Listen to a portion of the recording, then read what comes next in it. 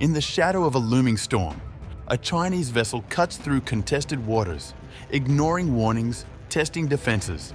Off Dongsha, a 22-hour standoff sparks fears of what's coming next. And now, Taiwan's top diplomat breaks the silence.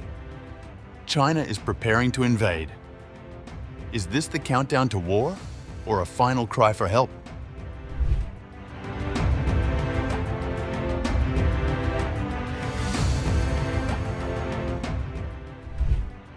Tensions flared once again in the contested waters of the South China Sea over the weekend, as Taiwanese and mainland Chinese coastguard vessels engaged in a tense 22-hour standoff near the disputed Dongsha Islands.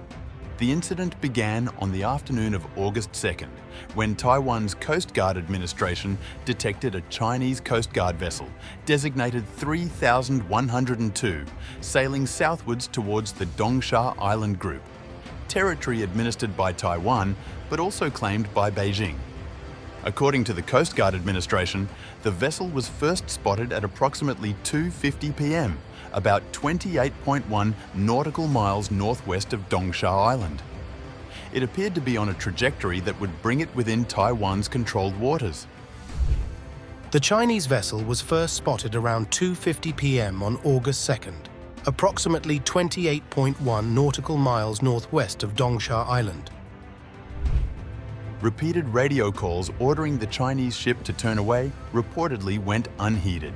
In response, Taipei dispatched the Sunhu, a 1,000-ton armed patrol vessel, to shadow and intercept. By 5:34 p.m., the mainland ship had closed the distance, positioning itself just 10.3 nautical miles southwest of Dongsha Island. In a move interpreted by Taipei as evasive, the Chinese ship deactivated its automatic identification system, or the AIS, around 6 p.m., effectively masking its location from international tracking. Taiwan's patrol continued monitoring the vessel using radar. The Chinese ship later reactivated its AIS, changed course abruptly, and began heading north. At one point, the vessels were separated by just 1 nautical mile. Judging from its maneuvers, including shutting off AIS and frequent course changes, we do not rule out that this was a deliberate test of our maritime patrol deployment and response protocols. The Chinese vessel ultimately withdrew from the area at around 3:45 p.m. on Sunday, August 3rd, sailing north-northwest at 9 knots from a position roughly 27.9 nautical miles north of Dongsha Island. Beijing has yet to issue a public statement on the incident. The Dongsha Islands, also known as the Pratas, sit in a strategic position along major international shipping routes.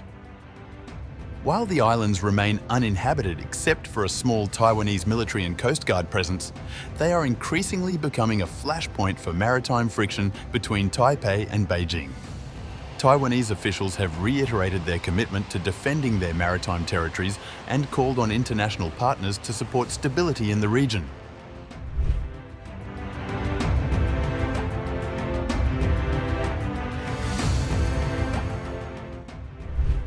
The standoff off Dongsha comes as new satellite imagery reveals the alarming extent of China's militarization across the South China Sea.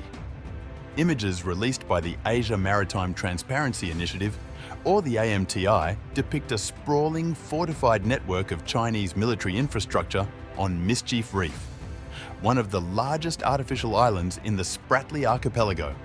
The photos show large runways, aircraft hangars, missile shelters, harbours and advanced communications equipment, resembling what analysts describe as a floating military city. They include harbours, large runways, more than 72 fighter jet hangars across the 3 big island bases, surface-to-air missile and anti-ship cruise missile emplacements, and a lot of radar, sensing and communications infrastructure. According to AMTI, China now controls 20 outposts in the Paracel Islands and 7 in the Spratlys. 4 of these have been converted into fully operational air and naval bases. In addition, China maintains a constant Coast Guard presence at the Scarborough Shoal, a disputed reef it seized in 2012, though no permanent structures have been built there yet. The build-up is believed to be part of Beijing's broader strategy to project power across the region. A 2016 ruling by an international arbitral tribunal rejected China's sweeping claims in the South China Sea under international law, a decision Beijing has dismissed. China is building these military installations to defend what it considers its sovereign rights, despite growing opposition from Southeast Asian claimants.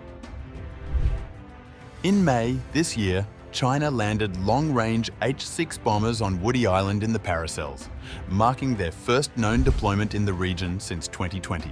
Satellite images confirmed their presence, raising alarm in Washington and among regional actors.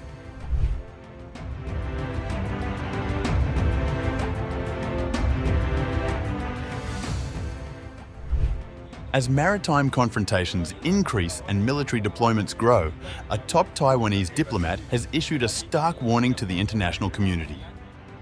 In an exclusive interview with Sky News, Taiwan's Deputy Foreign Minister Francois declared that China is preparing for a full-scale invasion of the self-ruled island.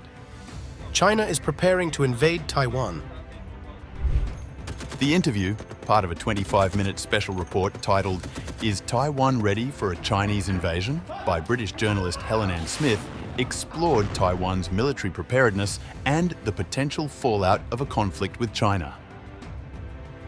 Wu warned that without international support, Taiwan cannot withstand an all-out assault from the People's Liberation Army.